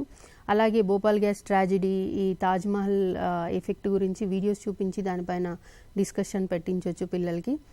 ఇంకా ఈ కాన్సెప్ట్ అయిపోయిన తర్వాత అసైన్మెంట్గా వాళ్ళకి దగ్గరలో ఉన్న ఏదైనా ఫ్యాక్టరీ, ఇండస్ట్రీ లాంటివి, అంటే ఇలా లైక్ బ్రిక్ మేకింగ్ కావచ్చు, ఇటుక బట్టీలు కావచ్చు, సిమెంట్ ఫ్యాక్టరీ, రైస్ మిల్, వాళ్ళకి చుట్టుపక్కల ఏది అవైలబిలిటీ ఉంటే అది దాని దగ్గర వెళ్ళి చుట్టుపక్కల మొక్కలు ఎట్లా ఎఫెక్ట్ అయినాయి, దాని చుట్టుపక్కల ఉన్న జంతువుల పైన ఏమైనా ఎఫెక్ట్ ఉందా, అవన్నీ అబ్జర్వ్ చేసి వాళ్ళొక చిన్న రిపోర్ట్, అంటే చాలా పెద్దగా ఒక 5-10 పేజెస్ అవసరం లేదు, వాళ్ళ అభిప్రాయం దాన్ని అబ్జర్వ్ చేసిన తర్వాత వాళ్ళకి ఏమనిపించింది 1 or 2 పారాగ్రాఫ్స్లో రాసి మనకి ప్రజెంట్ చేయమని చెప్పొచ్చు అనమాట క్లాస్ రూమ్లో. అది మనకి ఎఫెక్ట్స్ ఆఫ్ పొల్యూషన్కి సంబంధించి. వన్ మోర్ టాపిక్ ఏముంది మనకి ఎయిర్ పొల్యూషన్లో అంటే కంట్రోలింగ్ మెజర్స్. ఈ ఎయిర్ పొల్యూషన్ని కంట్రోల్ చేయడానికి మనం డైరెక్ట్గా చెప్పకుండా పిల్లల్ని అడగాలి. వాట్ దే సజెస్ట్, వాళ్ళు ఏం సజెస్ట్ చేస్తారు ఈ ఎయిర్ పొల్యూషన్ని కంట్రోల్ చేయడానికని పిల్లల నుంచే మనము ఒపీనియన్స్, వాళ్ళ ఒపీనియన్స్, సజెషన్స్ మనం తీసుకోవాలి. వాళ్ళ డైలీ లైఫ్ సిచ్యువేషన్స్లో ఎలాంటి సందర్భాలు చూస్తున్నారు ఎయిర్ పొల్యూషన్కి సంబంధించి, వాళ్ళైతే ఏం సజెస్ట్ చేస్తారు అనే దాని మీద. ఇంకా తర్వాత టీచర్ ఎక్స్ప్లెయిన్ చేయాలి. ఎక్స్ప్లెయిన్ చేసిన తర్వాత మనం ఎవ్రీ ఇయర్ హరితహారం అనే ఒక ప్రోగ్రామ్ చేస్తున్నాము స్కూళ్ళల్లో. ఈ హరితహారం ప్రోగ్రాంలో ఏంటంటే ఓన్లీ మొక్కలు నాటడము వదిలేసినాం అలా కాకుండా ఒక్కొక్క మొక్క ఒక విద్యార్థికి ఇచ్చేసి దాని బాధ్యత వాళ్ళు చూసుకోవాలి. దాని ద్వారా స్కూల్ మొత్తం కూడా గ్రీనిష్ అవ్వడమే కాకుండా పాఠశాలలో ఎయిర్ క్వాలిటీ అనేది కూడా పెరుగుతుందని చెప్పేసి వాళ్ళకి మనం చెప్పొచ్చు అనమాట. ఎయిర్ క్వాలిటీకి సంబంధించి మనం ఒక ఎక్స్పెరిమెంట్ కూడా చేయించవచ్చు వాళ్ళతో. ఏంటంటే ఆయిల్ పేపర్ని స్కూల్లో, గార్డెన్లో, దాని తర్వాత రోడ్ సైడ్ డిఫరెంట్ ఏరియాస్లో ఈ ఆయిల్ పేపర్ని పెట్టేసి ఈవినింగ్కి లేదా 3-4 అవర్స్ తర్వాత మళ్ళీ ఆయిల్ పేపర్ని కలెక్ట్ చేసి దానికి ఎక్కడ ఉన్న ఆయిల్ పేపర్కి ఎక్కువ డస్ట్ అంటుకుంది, ప్లాంట్స్ దాంట్లో ఏం రోల్ ప్లే చేస్తున్నాయి అనేది కూడా దానిపైన మనం డిస్కషన్ అనేది పెట్టించవచ్చు అనమాట. సో అట్లా పిల్లలకి మనం ఈ కంట్రోలింగ్ మెజర్స్కి సంబంధించిన కొన్ని సజెషన్స్ వాళ్ళ నుంచి అడగొచ్చు. అలాగే మనకి వాటర్ పొల్యూషన్ అనేది కూడా ఉంది ఈ చాప్టర్లో. ఈ వాటర్ పొల్యూషన్ అనేది ఏంటంటే వాటర్ పొల్యూషన్ ఎలా అవుతుంది మనకి 7th క్లాస్లో కూడా వాళ్ళకి వచ్చింది. సో ఈ వాటర్ పొల్యూషన్కి పిల్లల నుంచి మనము ఒపీనియన్స్ని తీసుకోవడము, దాని తర్వాత దీంట్లో ఒక కేస్ స్టడీ ఉంది. ఏంటి ఆ కేస్ స్టడీని చదివించడము, దానిపైన డిస్కషన్ పెట్టడం లాంటివి చేయించాలి. అలాగే ఇక్కడ water samples, different kinds of water శాంపిల్స్ని పిల్లలతోటే మనము కలెక్ట్ చేయించి దాన్ని టెస్ట్ చేయించడం అనమాట. ఎక్స్పెరిమెంటల్ స్కిల్స్ అసెస్ చేయడానికి ఇక్కడ ఉంటుందన్నమాట. సో పాండ్, వెల్, ట్యాంక్ నుంచి, బోర్వెల్స్ నుంచి ఇక్కడ వేరియస్ వాటర్ రిసోర్సెస్ నుంచి శాంపిల్స్ని గ్యాదర్ చేసి పిల్లలు physical and chemical properties of ఆ వాటర్ శాంపిల్ని టెస్ట్ చేయడం, ఇలా ఎక్స్పెరిమెంటేషన్ స్కిల్ ద్వారా పిల్లల్ని మనం కంటెంట్లో ఇన్వాల్వ్ చేస్తే ఆ కంటెంట్ వాళ్ళకి ఎప్పటికీ కూడా గుర్తుండిపోతుంది అనమాట. ఇంకా వాటర్ పొల్యూషన్కి సంబంధించి పొల్యూషన్ రిలేటెడ్ మూసీ రివర్కి సంబంధించింది కానీ ఇంకా వేరే వేరే ఏరియాస్లో డిఫరెంట్ వాటర్ రిసోర్సెస్ ఎట్లా పొల్యూట్ అవుతున్నాయి దానికి సంబంధించిన వీడియోస్ని మనము దీక్ష నుంచి కానీ అలాగే టీసాట్ లెసన్స్ నుంచి కానీ మనం తీసుకొని పిల్లలకి వీడియోస్ చూపించి దానిపైన డిస్కషన్స్ అనేవి చేయించవచ్చు. అలాగే మనం ఇంతకుముందు చెప్పుకున్నాం వేరియస్ వెబ్సైట్స్లో కూడా ఇంటరాక్టివ్ కంటెంట్ ఉంది, తెలంగాణ విండోస్ యాప్లో ఉంది. దాన్ని కూడా పిల్లలతో చేయించాలి. మెయిన్గా ఇంటరాక్టివ్ కంటెంట్ చేయించడం ద్వారా పిల్లలకి యాక్టివ్నెస్ అనేది బాగా వచ్చి పార్టిసిపేషన్ అనేది పెరుగుతుంది. అలాగే కాజెస్ ఆఫ్ పొల్యూషన్కి సంబంధించి కాజెస్ ఆఫ్ పొల్యూషన్లో వేరియస్ ఆస్పెక్ట్స్ ఇచ్చాడు. Biodegradable and non biodegradable material వల్ల ఎలా పొల్యూట్ అవుతుంది, hazardous chemicals, hospital waste, sediments, heat, plant nutrients యూట్రాఫికేషన్కి ఎట్లా లీడ్ చేస్తాయి, ఇలాంటి అంశాలన్నీ ఉన్నాయి. వీటిని ఎక్స్ప్లెయిన్ చేసిన తర్వాత పిల్లలతోటి ఒక్కొక్కరికి ఒక రోల్ ఇచ్చి వాళ్ళు ఆ రోల్లో ఎట్లా పొల్యూషన్ అనేది అవుతుంది అనేది వాళ్ళు ఆ రోల్ ద్వారా ఎక్స్ప్లెయిన్ చేయడం, పిల్లలతో ఫిజికల్గా కూడా కొంచెం ఆ ఫీచర్ కనిపించేలాగా రోల్ ప్లే చేయిస్తే పిల్లలు ఎంజాయ్ చేస్తూ నేర్చుకోవడానికి అవకాశం ఉంటుంది. అసైన్మెంట్గా మనం ఏమి ఇవ్వచ్చు అంటే పిల్లల్ని ఒక డ్రాయింగ్ చేసుకురమ్మనాలంటే causes of pollution, water pollution ఏ విధంగా అవుతుంది, ఏ వేస్ ద్వారా అవుతుంది, ఒక కార్టూన్ లాగా గీసుకురమ్మడం కానీ చేయించవచ్చు. కొంతమంది పిల్లలకి స్టోరీస్ రాసే అలవాటు ఉంటుంది, అలా స్టోరీ రాయమని కూడా చెప్పచ్చు. ఇంకా ఏం చేయొచ్చు అంటే వాళ్ళ ఊర్లో ఉన్న వాటర్ బాడీస్ ఎట్లా పొల్యూట్ అవుతున్నాయి, ఏ విధానాల వల్ల కాలుష్యం జరుగుతుంది వాటర్ బాడీస్లో అనేది కూడా ఒక చిన్న ప్రాజెక్ట్ల ద్వారా పిల్లలతో రాయించవచ్చు అనమాట. ఇంకా అలాగే controlling and prevention of water bodies or water pollution, దీనికి సంబంధించి పిల్లలతో ఒక స్కిట్ చేయించవచ్చు అనమాట. ప్రస్తుతము వాటర్ రిసోర్స్ మనకి ఎలా ఉంది, ఫ్యూచర్లో ఎలా ఉండబోతుంది, ఇంతకుముందు మన జనరేషన్స్ వాళ్ళు ఎలా వాటర్ రిసోర్స్ని ఎంజాయ్ చేశారు, మనం ఇప్పుడు ఎంత తగ్గిపోయింది, దీన్ని బేస్ చేసుకొని పాస్ట్, ప్రజెంట్ అండ్ ఫ్యూచర్ని రిలేట్ చేస్తూ ఒక స్కిట్ డిజైన్ చేసి మనమే పిల్లలతోటి అది చేయించడం లాంటిది చేయాలి. అలాగే పిల్లలతోటి ఒపీనియన్స్ తీసుకోవాలి, వాళ్ళ సజెషన్స్, ఎలా మనం వాటర్ పొల్యూషన్ని తగ్గించవచ్చు అనేది వాళ్ళతో చెప్పించవచ్చు. అలాగే 4 R's ప్రిన్సిపల్స్ని వాళ్ళు ఎలా అప్లై చేస్తారు, రెడ్యూస్ అనుకోండి, వాటర్ని వాడకాన్ని ఎలా తగ్గిస్తారు, లేదా వాటర్ పొల్యూషన్ కాకుండా మీరేం చేస్తారు అనే దానిపైన పిల్లలతో 1-on-1 డిస్కషన్ చేయొచ్చు, లేదా ఓపెన్ డిస్కషన్ కూడా పెట్టించవచ్చు ఈ 4 R's ప్రిన్సిపల్స్ పైన. ఇలా మనం ఇంట్రెస్టింగ్గా ఉండేలాగా ఈ చాప్టర్ని మనమే చెప్పుతూ పోవడం కాకుండా పిల్లలతో మెయిన్గా పార్టిసిపేటరీ అప్రోచ్ చేస్తూ పోతే వాళ్ళకి నేర్చుకున్నది ఎప్పటికీ గుర్తుండిపోయే అవకాశం ఉంటుందన్నమాట. ఇక్కడ 1 more టాపిక్ ఇంట్రెస్టింగ్ వన్ ఉంది ఎన్ఎక్జర్లో. ఎందుకు ఇది పెట్టడం జరిగిందంటే present water resources, ground water levels అనేవి బాగా తగ్గిపోవడం వల్ల వాటర్లో ఈ డిఫరెంట్ ఎలిమెంట్స్ అనేవి బాగా కాన్సన్ట్రేట్ అయిపోయినాయి, ఎక్కువ వాటి గాఢత పెరిగింది. దాంట్లో ముఖ్యమైనది ఫ్లోరిన్ అని చెప్పొచ్చు. కొన్ని జిల్లాల్లో ఈ ఫ్లోరిన్ అనేది విపరీతంగా వాటర్లో, డ్రింకింగ్ వాటర్లో ఉన్నది. దాన్ని తాగడం వల్ల ఫ్లోరోసిస్ వస్తుందని చెప్పేసి దానికి సంబంధించిన సిమ్టమ్స్, దీనిపైన ఒక SIT మన state university of educational technology వాళ్ళు చేయించిన లెసన్ ఉంది, అది చూపించండి పిల్లలకి. దానిపైన డిస్కషన్ పెట్టించండి. దాని సిమ్టమ్స్ మనకి 4 ప్రాబ్లమ్స్ ఉంటాయి: dental, genu valgums, skeletal and neurological problems. వీటి సిమ్టమ్స్ ఎలా ఉంటాయి, వాటర్లో ఫ్లోరిన్ టెస్ట్ ఎలా చేస్తారు, ఇవన్నీ కూడా వీడియోస్ ఉన్నాయి దాంట్లో ఆ లెసన్లో. అది చూపించి పిల్లలతో మీరు డిస్కషన్ చేస్తే బాగా అర్థమవుతుందన్నమాట. ఫైనల్గా మనము ఫ్లోరోసిస్ రాకుండా ఏ విధంగా చేయొచ్చు అనేది ప్రివెంటివ్ మెజర్స్ మనము టీచర్గా మనం ఎక్స్ప్లెయిన్ చేయాలి, పిల్లలతో కూడా డిస్కషన్ చేయించాలి అన్నమాట. ఈ విధంగా మనం ఈ not for breathing and not for drinking అనే లెసన్ని different teaching strategies, different resources TLM వాడి పిల్లలకి అర్థమయ్యే రీతిలో ఎక్స్ప్లెయిన్ చేయొచ్చు సార్. అయితే ఈ పాఠాన్ని మనం జాగ్రత్తగా పరిశీలిస్తే ఈ పాఠం మొత్తంలో కూడా రెండు మనకు యాక్టివిటీలు కనబడతాయి. ఒకటేమో ఆయిల్ పేపర్ ఎక్స్పెరిమెంట్, తర్వాత డిఫరెంట్ రిసోర్స్ నుంచి వాటర్ని సేకరించి pH ద్వారా గమనించడం. అయితే మనకు తెలిసిన విషయం ఏంటంటే science teachings, experiments and projects. కాబట్టి ఈ పాఠం బోధించే క్రమం లోపల ఎక్కువ యాక్టివిటీలు కానీ ఎక్కువ మన ప్రయోగాలు కానీ దీంట్లో లేవు. అయినప్పటికీ కూడా మనము ఈ పాఠాన్ని ఉపన్యాస పద్ధతిలో ఎందుకు బోధిస్తలేమనేటువంటి విషయాన్ని మనం గమనిస్తే, ఎందుకు మనం ఉపన్యాస పద్ధతిలో చేయొద్దు అంటే, ఈ జ్ఞాన రూపాల గురించి, సైన్స్ యొక్క జ్ఞాన రూపాలు మనకు తెలుసు.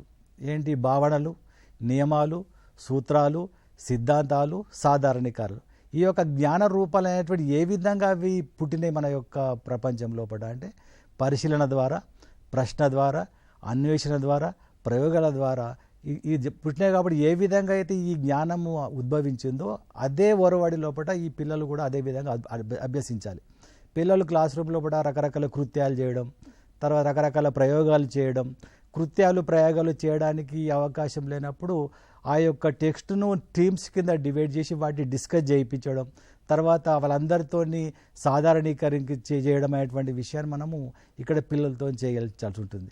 కాబట్టి ఇప్పటి వరకు అంటే మనము ఉపన్యాస పద్ధతిని ఎందుకు అవాయిడ్ చేయాలంటే, మామూలుగా దీనివల్ల పిల్లలకు వినడానికి బాగానే ఉంటుంది కానీ తర్వాత వాళ్ళ లోపల ఎలాంటి మార్పు రాదు. అయినప్పటికీ కూడా సైన్స్ టీచింగ్ లోపల మనం ఉపన్యాసం చాలా తగ్గించుకోవాలి. మరి ఎప్పుడు ఉపయోగించాలంటే, మామూలుగా మొత్తము ఒక లెసన్ అయిపోయిన తర్వాత చివరి సమప్ చేసేటప్పుడు కానీ, మరుసటి రోజు రెండో పాఠం చెప్తున్నప్పుడు రీక్యాపులేషన్ లోపల కొద్దిసేపు ఉపన్యాస పద్ధతిని వాడచ్చు. కానీ మిగతా సమయం లోపల పిల్లలందరూ కూడా రకరకాల కృత్యాల్లో పాల్గొంటూ భావనలు అవగాహన చేసుకోవాలి. అయితే ముఖ్యంగా మన క్లాస్ రూమ్ లోపల బోధనాభ్యాసన కార్యక్రమాల్లో వినియోగించే బోధనా వ్యూహాలు విజయవంతం కావడానికి తరగతి గది వాతావరణం చాలా బాగుండాలి, ఆహ్లాదకరమైనటువంటి వాతావరణం ఉండాలి. పిల్లలకు స్వేచ్ఛ వ్యక్తీకరణకు అవకాశం కలిగించినప్పుడు మాత్రమే ఈ యొక్క ఇవన్నీ మనం కాన్సెప్ట్ పిల్లలకు మంచిగా నేర్చుకోవడానికి అవకాశం కల్పించవచ్చు. అదేవిధంగా తెలంగాణ వ్యాప్తంలో కూడా చాలా పాఠశాల లోపల ప్రయోగశాలలు మన ప్రభుత్వం వాళ్ళు ఏర్పరిచే చాలా మెటీరియల్ వచ్చింది. ఈ మధ్యనే SCRT వారి నుంచి కూడా మనకు ల్యాబ్ మాన్యువల్స్ వచ్చినాయి. ఆ ల్యాబ్ మాన్యువల్స్ బాగా అధ్యయనం చేసి వాటికి అనుగుణంగా, వాటికి అనుబంధంగా ఇంకా ఎక్స్ట్రా అయినా సరే పిల్లలకు రకరకాల కృత్యాలు, ప్రయోగాలు, ప్రాజెక్టుల ద్వారా వాళ్లకు భావనలు అవగాహించడానికి మనం పాటుపడితే తప్పకుండా వాళ్ళ లోపల జ్ఞాన నిర్మాణం జరిగి ఆ భావనలు ఇంకా అభివృద్ధి చెందే అవకాశం ఉంటుంది. అదేవిధంగా ఒక లెసన్ అయిపోయిన తర్వాత మనం గమనించినట్లయితే చివరిలో కూడా కీలక పదాలు ఉంటాయి. ఈ కీలక పదాలు ఏంటి అంటే, అప్పటి వరకు కూడా రకరకాల కృత్యాల ద్వారా, రకరకాల బోధన వ్యూహాల ద్వారా నేర్పినటువంటి భావనల యొక్క సంక్షిప్త రూపాలే కీలక పదాలు. అది మొత్తం పాఠం అయిపోయిన తర్వాత ఆ కీలక పదాన్ని మనము బోర్డుపై రాసేటప్పుడు పిల్లలు మానసిక చిత్రాలు ఏర్పరచుకొని గతంలో వాళ్ళు నేర్చుకున్నటువంటి భావనలు మరొకసారి కాబట్టి ఈ కీలక పదాల గురించి మనం మైండ్ మ్యాప్ చేయడానికి మన పిల్లలకు అవకాశం కలిగించాలి. ఎందుకంటే వాళ్ళు ఆ మైండ్ మ్యాప్ ప్రతి కీలక పదాన్ని మైండ్ మ్యాపింగ్ చేస్తుంటే పూర్తిగా వాళ్ళు నేర్చుకునే విషయాన్ని మరొకసారి పునశ్చరణ చేసుకోవడానికి అవకాశం ఉంటుంది. దీని తర్వాత మనం వాట్ వి హావ్ లెర్న్డ్, మనం ఏం నేర్చుకున్నాం, ఇది మంచి పునశ్చరణ కోసం ఉపయోగించినటువంటి భాగము.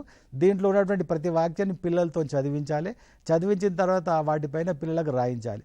అంటే వాళ్ళు సొంతంగా దానిపైన రాయడం వల్ల పునశ్చరణతో పాటు దాని యొక్క మళ్ళీ మంచి ఆ పాఠం పైన, భావనల పైన మరొక్కసారి నేర్చుకోవడానికి అవకాశం కలిగిస్తుంది. ఇంకా అతి ముఖ్యమైనటువంటి అంశం ఏంటంటే అభ్యాసాన్ని మెరుగుపరుచుకోవడం. మొత్తం లెసన్ అయిపోయిన తర్వాత అభ్యాసాన్ని మెరుగుపరుచుకునేటువంటి అంశాలు విద్యా ప్రమాణాల ఆధారంగా రూపొందించబడ్డాయి. ఇవి మామూలుగా పిల్లలు ఇంటి దగ్గర రాసుకురమని చెప్తే వాళ్ళు గైడ్లు చూసే అవకాశం ఉంటుంది. తర్వాత వాళ్ళు సొంతగా రాయలేకపోవచ్చు, ఎందుకంటే దాంట్లో ఉన్నటువంటి వాళ్ళు రాయాల్సినటువంటి జవాబులు నేరుగా టెక్స్ట్ బుక్లో ఉండవు.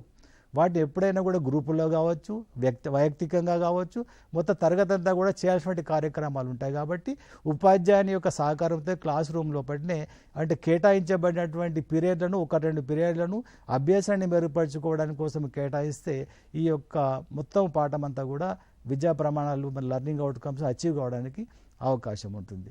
ఇప్పటి వరకు కూడా పవిత్ర మేడం గారు మామూలుగా ఉపన్యాస పద్ధతి ద్వారా బోధించడానికి అవకాశం ఉన్న ఈ పాఠాన్ని కూడా చక్కనటువంటి డిస్కస్ చేయడము, రోల్ ప్లే చేయడము, రకరకాలైనటువంటి బోధనా వ్యూహాలతో అంటే మామూలుగా మన ఐఓబిని ఏ విధంగా ఉపయోగించుకోవచ్చు, రకరకాల వెబ్ని ఏ విధంగా ఉపయోగించుకోవచ్చు అనే విషయాన్ని గురించి చాలా కూలంకషంగా వివరంగా చెప్పినటువందుకు మనం పవిత్ర మేడం గారికి ధన్యవాదాలు చెప్తున్నాను.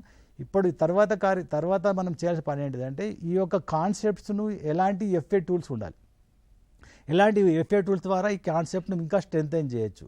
అంటే ఈ ఫార్మేటివ్ అసెస్మెంట్ అనేటువంటిది NECF 2005లోని అంతర్భాగంగా మౌలిక సూత్రమైనటువంటి మూల్యాంకనాన్ని తరగతి గదికి అనుసంధానం చేయడానికి అనుగుణంగా నిర్మాణాత్మక మూల్యాంకనం వచ్చింది.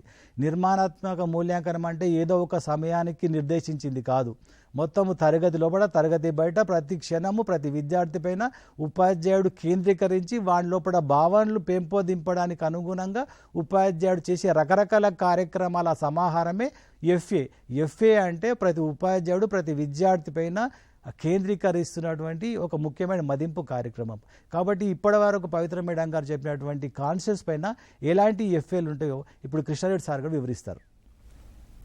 Thank you sir. ఇంతకుముందు మీరు చెప్పినట్లుగా మూల్యాంకనం అసెస్మెంట్ అనేది ఒక ప్రత్యేకమైనటువంటి భాగం కాదు, అది నేర్చుకోవడంలో ఒక భాగం అనేటువంటి విషయాన్ని మనం ఉపాధ్యాయులుగా మనందరం కూడా గమనించాలి. ప్రతి పాఠ్యాంశ బోధన జరిగిన తర్వాత మనము ఆ పాఠ్యాంశంలో ఉండేటువంటి ఆ వివిధ కాన్సెప్ట్స్ను ఏ విధంగా మనము ఈ యొక్క ఫార్మేటివ్లో ఉన్నటువంటి 4 రకాలైనటువంటి టూల్స్కు అన్వయించవచ్చు అనేది మనం ఇక్కడ చూద్దాం సార్. సాధారణంగా మనందరికీ తెలుసు, మన జీవశాస్త్రానికి సంబంధించి 4 రకాలైనటువంటి టెస్టింగ్ టూల్స్ అనేవి మనం పెట్టుకోవడం జరిగింది. ఒకటి ల్యాబ్ యాక్టివిటీ, రెండోది రాతాంశాలు లేదా రిటర్న్ వర్క్స్, తర్వాత మూడోది ప్రాజెక్ట్స్ వర్క్స్, నాలుగోది లఘు పరీక్ష లేదా స్లిప్ టెస్ట్ అని అంటాం మనం. ఇంతకుముందు మన మిత్రులు మాట్లాడినట్టుగా ఈ పాఠ్యాంశంలో మనకు ల్యాబ్ యాక్టివిటీస్ చాలా తక్కువగా ఉన్నాయి. ముఖ్యంగా చూసినట్లయితే conduct the oil paper experiment to observe the pollution in different places. ఇంతకుముందు పవిత్ర మేడం గారు చెప్పినట్లుగా మనము ఒక వైట్ పేపర్ని తీసుకొని దాన్ని ఆయిల్లో డిప్ చేసేసి వివిధ ప్రాంతాల్లో కాలుష్యం ఎక్కడైతే ఉందో ఆయా ప్రాంతాలలో మనం కనుక దాన్ని టై చేసి తర్వాత 3 to 4 అవర్స్ తర్వాత మనం దాన్ని అబ్జర్వ్ చేస్తే ఎక్కడ రేట్ ఆఫ్ పొల్యూషన్ ఉంది, ఎక్కువగా ఉంది అనేటువంటిది పిల్లవాళ్ళు ఈజీగా మనకు అసెస్ చేయగలుగుతారు సార్. అదేవిధంగా రెండో ల్యాబ్ యాక్టివిటీ కనుక తీసుకున్నట్లయితే observation of pollutants in locally available water samples. We have to ask the children to collect the various water samples from the tap, pond, river, well, lake nearby them. So ఈ వాటి నుంచి collect చేసిన తర్వాత ఆ యొక్క water యొక్క రంగు కావచ్చు, స్మెల్ కావచ్చు, అదేవిధంగా దాని యొక్క సాఫ్ట్నెస్ కానీ హార్డ్నెస్ కానీ పీహెచ్ని కానీ వీటన్నిటిని కనుక్కునేటువంటి మనకు ఒక ప్రయోగశాల కృత్యం ఉంది. ఈ కృత్యాన్ని కూడా మనం తప్పకుండా ల్యాబ్ యాక్టివిటీ కింద కన్సిడర్ చేసి చేయించవచ్చు. తర్వాత నెక్స్ట్ రిటర్న్ అంశాలు, మనకు రాతాంశాలు మనందరికీ తెలిసినటువంటిదే. అదేవిధంగా మూడో టెస్టింగ్ టూల్ తీసుకున్నట్లయితే ప్రాజెక్ట్ వర్క్స్. ఆ ప్రాజెక్ట్ అంటే మనం అందరం కూడా చాలా దీన్ని భారంగా పరిగణిస్తున్నాము. అలా కాకుండా ప్రాజెక్ట్ మస్ట్ బి పర్పస్ఫుల్గా ఉండాలి. ఏదైనా ఒక చిన్న అంశాలను ఇస్తూ పిల్లలు ఒక కొలాబరేటివ్ లెర్నింగ్ జరిగే విధంగా ఒక పర్పస్ఫుల్ యాక్టివిటీగా ఇచ్చినట్లయితే దీన్ని మంచి ప్రాజెక్టుగా మనం కన్సిడర్ చేయొచ్చు. ఈ పాఠ్యాంశానికి సంబంధించి not for breathing, not for drinking, తాగలేము మరియు పీల్చలేము మరియు తాగలేము సంబంధించినటువంటి లెసన్కి సంబంధించి మనం కొన్ని ప్రాజెక్ట్ వర్క్స్ చూసినట్లయితే ఆల్రెడీ మనకు టెక్స్ట్ బుక్లో భోపాల్ ట్రాజెడీ గురించి ఇవ్వడం జరిగింది. దాని గురించి మరింత సమాచారాన్ని సేకరించే విధంగా పిల్లవానికి ఒక ప్రాజెక్టు మనం ఇవ్వచ్చు. అదేవిధంగా ఆపరేషన్ మూసీ రివర్ మూసీ రివర్కి సంబంధించి మూసీ రివర్ను మనము ప్రక్షాళన చేయవలసినటువంటి అవసరం ఏముంది, దాని యొక్క నీడ్ ఏంటి అనేటువంటి దాని మీద కూడా మనము పిల్లవాళ్ళకు ప్రాజెక్టును ఇవ్వచ్చు. ఏ డీటెయిల్ రిపోర్ట్ ఆన్ పటాన్ చెరువు ఏ విధంగా పొల్యూట్ అయింది, దానికి గల కారణాలు ఏంటి, దాన్ని ఏ విధంగా మనం నివారించవచ్చు, ఏమైనా సజెస్టివ్ యాక్టివిటీస్ ఏమైనా ఉంటే దానిపైన కూడా మనం ఒక ప్రాజెక్ట్ ఇవ్వచ్చు. తర్వాత అంతేకాకుండా గాలి కాలుష్యాన్ని పిల్లలు ప్రత్యక్షంగా పరిశీలించడానికి వారి యొక్క సమీప ప్రాంతాల్లో ఉన్నటువంటి ఏదైనా ఒక ఫ్యాక్టరీని, ఇంతకుముందు మనం మాట్లాడుకున్నట్టుగా ఒక షుగర్ ఫ్యాక్టరీ కావచ్చు, ఒక సిమెంట్ ఫ్యాక్టరీ కావచ్చు, ఒక బ్రిక్ ఫ్యాక్టరీ కావచ్చు, ఏదైనా ఒక ఫ్యాక్టరీని సందర్శించి ఆ ఫ్యాక్టరీలో జరుగుతున్నటువంటి అంశాలేంటి, ఆ ఫ్యాక్టరీ నుంచి విడుదలవుతున్నటువంటి విష రసాయనాలు ఏంటి, అవి మానవాళిపైన ఏ విధంగా ప్రభావం చూపుతున్నాయి అనేటువంటి అంశాలకు సంబంధించి కూడా మనం ఒక ప్రాజెక్ట్ను కూడా నిర్వహించవచ్చు దీని మీద. తర్వాత conduct the debate and water pollution in your locality. పిల్లలు వాళ్ళ యొక్క సమీప ప్రాంతాలలో వాటర్ ఏ విధంగా పొల్యూట్ అవుతుంది అనేటువంటి దానికి సంబంధించినటువంటి అంశాలపైన డిబేట్ కండక్ట్ చేయడము, అదేవిధంగా దాన్ని ఒక రిపోర్ట్ రూపంలో రాయడం కూడా మనం ఒక ప్రాజెక్టుగా ఇవ్వచ్చు. తర్వాత industrial development versus sustainable development, దీనికి సంబంధించి కూడా మనము ఒక ప్రాజెక్ట్ని ఇవ్వచ్చు. Water quality check in our schools. ఈ మధ్యకాలంలో మనం SHVRలో చూసాము, ప్రతి పాఠశాలలో కూడా విద్యార్థులు తాగునీటిని ఉపయోగిస్తున్నారు. ఆ తాగునీటి యొక్క TDS ఎంత, ఆ తాగునీటి యొక్క హార్డ్నెస్ కానీ సాఫ్ట్నెస్ కానీ ఏ విధంగా ఉంది అనేటువంటి దీనికి సంబంధించి పిల్లవాళ్ళకు మనం ఒక ప్రాజెక్టు ఇవ్వచ్చు. తర్వాత detail study on air pollution మీద ఇంకా ఇన్ డీటెయిల్గా in reference to the large cities like Delhi లాంటి మహానగరాలలో ఈ ఎయిర్ పొల్యూషన్ అనేది ఏ విధంగా జరుగుతుంది, దాన్ని అరికట్టడానికి ఏ రకమైనటువంటి చర్యలు తీసుకున్నట్లయితే మనం ఈజీగా ఓవర్కమ్ చేయొచ్చు ఆ పొల్యూషన్ నుంచి అనేటువంటి అంశాలకు సంబంధించి కూడా మనము పిల్లవాళ్ళలో ఇలాంటి ప్రాజెక్ట్స్ని ఇచ్చినట్లయితే పిల్లవాళ్ళు చాలా ఎంతూజియాస్టిక్గా పాల్గొని ఆ ప్రాజెక్ట్ను చాలా కొలాబరేటివ్గా గ్రూప్ యాక్టివిటీగా చేసి సక్సెస్ఫుల్గా దాని నుంచి లెర్నింగ్ అవుట్పుట్ అనేది వచ్చే అవకాశం ఉంటుంది సార్. ఇప్పటి వరకు కూడా మనము FA అంశాలు గమనించినాం. అయితే ప్రతి విద్యార్థి కూడా మూడు రకాల నోట్బుక్స్ మెయింటైన్ చేయాల్సి ఉంటుంది. ఒకటి క్లాస్ వర్క్ బుక్ లోపల అంటే ఒక పాఠం ప్రారంభించినప్పుడు మైండ్ మ్యాపింగ్, పిల్లవాడు టెక్స్ట్ బుక్ మన లెసన్ చదివిన తర్వాత గుర్తించే నూతన పదాలు, కీలక పదాలు ఆ బుక్లో ఉండాలి. తర్వాత ఇంటర్నల్ క్వశ్చన్స్కి ఆన్సర్స్ దాంట్లో ఉండాలి. తర్వాత మనకు ముఖ్యమైన భావన నిర్వర్తించేటటువంటి రకరకాల కృత్యాలకు ప్రయోగాలకు సంబంధించిన నివేదికలు కూడా అదే బుక్లో రాయాలి.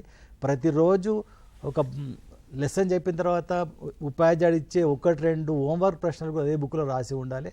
అంటే పూర్తిగా ఆ బుక్ చూస్తే ఆ పిల్లవాడి యొక్క ఎఫర్టు, తర్వాత ఆ ఉపాధ్యాయుని యొక్క కృషి అనేటువంటిది ఆ నోట్ బుక్ ద్వారా తెలుస్తుంది. కాబట్టి ఈ క్లాస్ వర్క్ బుక్ను ఒక రఫ్ బుక్లా కాకుండా దీనికి చాలా అత్యంత ప్రాధాన్యత ఇవ్వాల్సి ఉంటుంది. తర్వాత మనకు తెలిసింది FA బుక్. దీంట్లో కూడా ఉన్నటువంటి విషయాలు ఏంటి అంటే మామూలుగా ల్యాబ్ వర్క్ రాస్తాం, ఒక ప్రాజెక్ట్ రాస్తాం, వరకు మనకు స్లిప్ టెస్ట్ ఉంటుంది. తర్వాత ఇంకొక బుక్ లోపల అభ్యసనం మెరుగుపరచుకోవడం అనేటువంటిది. ఈ 3 బుక్లు తప్పకుండా పిల్లలు చేయాల్సి ఉంటుంది. అయితే ఈ యొక్క FA బుక్లో ఉన్నటువంటి అంశాలు కూడా అంటే ఇప్పటి వరకు కూడా కృష్ణారెడ్డి సార్ చెప్పినట్టు అంటే మామూలుగా స్లిప్ టెస్ట్లో ఇవ్వాల్సిన ప్రశ్నలు ఏ విధంగా ఉండాలి, తర్వాత ప్రాజెక్టులు ఏ విధంగా నిర్వహించాలి. అయితే ప్రాజెక్టులు అనేటువంటివి మామూలుగా ఇప్పుడు చాలా వరకు ఒక రకంగా సరిగా జరుగుతలేవు అనుకోవాలి. అయితే నిజానికి ఈ యొక్క ప్రాజెక్టు యొక్క ముఖ్యమైనటువంటి ఉద్దేశం ఏంటంటే అంటే పాఠ్య ప్రణాళికను పాఠ్య పుస్తకానికే పరిమితం చేయకుండా విస్తృతపరచాలనేటువంటిది. జ్ఞానం అనేది ఒక ఓన్లీ క్లాస్ రూమ్లో ఉండదు, బయట ప్రపంచంలో ఉంటుంది. కాబట్టి పిల్లలకు ఈ యొక్క పాఠంలో ఉన్నటువంటి విషయాలకు కానీ దానికి అనుబంధంగా ఎక్స్ట్రా సమాచారం ఇవ్వడం కోసము ఈ ప్రాజెక్టులు పిల్లలకు ఉపయోగపడతాయి. కాబట్టి దీనివల్ల పిల్లల లోపల గ్రూప్ అభ్యసన కావచ్చు, నాయకత్వ లక్షణాలు కావచ్చు, రకరకాల జీవన నైపుణ్యాలు నేర్చుకోవడం అవకాశం ఉంటుంది. కాబట్టి ప్రాజెక్టులకు మనకు FAకు అట్లీస్ట్ 2-3 ప్రాజెక్టులను ఇవ్వచ్చు.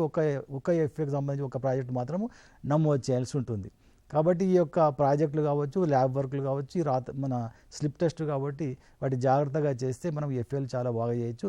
ఇప్పటివరకు FAల గురించి వివరించినటువంటి కృష్ణారెడ్డి సార్కు చాలా ధన్యవాదాలు తెలుపుతున్నాను. అయితే ఇప్పటి వరకు కూడా మనము ఒక పాఠం పైన అంటే మనకు 9వ పాఠమైనటువంటి 10వ పాఠమైనటువంటి not for breathing, not for drinking పైన మనము కూలంకషంగా చర్చించాము. అయితే ఒక మోడల్ లాగా తీసుకోవాలి ఈ యొక్క లెసన్ను. అంటే ఇప్పటి వరకు మనము రెడీనెస్ కార్యక్రమం లోపల బోధనాభ్యసన కార్యక్రమాల్లో తరగతి గదులు విజయవంతంగా నిర్వర్తించి ముందు ఏం చేయాలి అంటే భావనలు గుర్తించాలి, దానికి అనుబంధమైనటువంటి ప్రీరిక్విజ్ను గుర్తించాలి, తర్వాత భావనలను బోధనాభ్యాసన అంటే బోధనా వ్యూహాలతో పాటు వాటిని నేర్పుతూ ఉండాలి, తర్వాత నేర్చిన దానికి ఎఫ్ఏల ఆధారంగా వాటిని ఇంకా బలపరచాలి. తర్వాత చివరి కీలక పదాల విషయంలో కావచ్చు, మనం ఏం నేర్చుకున్నాం, తర్వాత ఉన్నటువంటి అభ్యసనం మెరుగుపరుచుకునే విషయాలన్నీ కూడా మనం చర్చించాము. ఈ లెసన్ ఆధారంగా మిగతా అన్ని లెసన్లు కూడా ఈ విధంగానే మనము చేసినట్టయితే పిల్లల లోపల మంచి కాన్సెప్ట్లు జరిగి వాళ్ళ యొక్క అంటే జ్ఞాన నిర్మాణం లోపల మనం చాలా సాయం చేసిన వాళ్ళం అవుతాం. కాబట్టి ఇప్పటి వరకు కూడా ఈ కార్యక్రమాన్ని మీరు చూసినటువంటి మీ అందరికీ ఈ కార్యక్రమాన్ని విజయవంతం చేయడానికి తోడ్పడ్డ నాతో పాటు నా ఆర్పిలందరికీ కూడా ధన్యవాదాలు తెలుపుతూ ఈ కార్యక్రమాన్ని ముగిస్తున్నాం.